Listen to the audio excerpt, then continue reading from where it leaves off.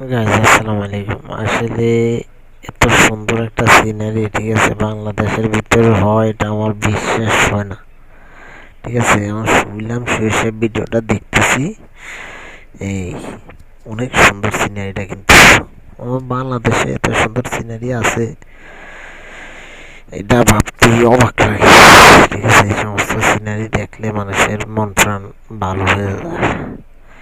কিছু কিছু দৃশ্য আছে এমন এমন জায়গায় যাইলে আপনার মন মানসিকতা যদি খারাপও থাকে তাহলে ভালো হয়ে যায়।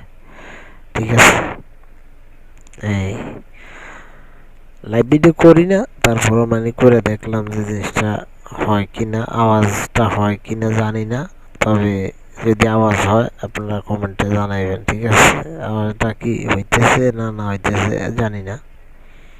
এই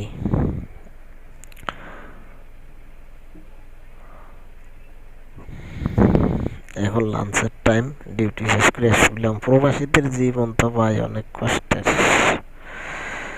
কাজ থেকে আইলাম, বাসায় রেস্ট আছে। কে কোন থেকে দেখছেন কমেন্টে জানাবেন। আশা করি সবাই ভালো আছেন।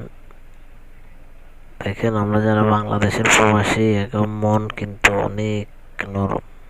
আমরা দেশের কথা ভাবি শুয়া শুয়া। দেশে যা একটা আনন্দ, যারা দেশে আছে এরাই জানে। কিন্তু প্রবাস জীবন আনন্দ নাই ভাই, টাকা আছে আনন্দ নাই। মনের ভিতরে যে একটা আনন্দ, ওই আনন্দটা টাকা দিয়ে পাওয়া যায় না। প্রবাসীদের জীবন বড় কষ্টের, যে প্রবাস করে শুধু সেই জানে। মা বাপ, আত্মীয় স্বজন, ভাই ব্রাদার, বন্ধু বান্ধব সবার জন্য মন কাঁদে দূরে পড়ে থাকলে। যে দূরে আছে সেই জানে, প্রকাশ করার মতো ভাষা থাকে না। হয়তো এখন অনলাইনে মানুষ একটা জিনিস প্রকাশ করতে পারে, ঠিক আছে, বিদেশে এমন একটা জালখানা।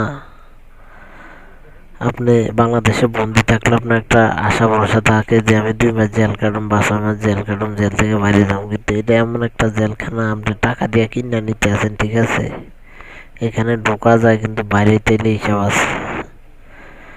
ফ্যামিলির কথা চিন্তা করে, সবার কথা চিন্তা করে আপনার দিন মাস বছর শেষ করে মানুষ। ঠিক আছে, টাকার পিছনে দৌড়াইতে দৌড়াইতে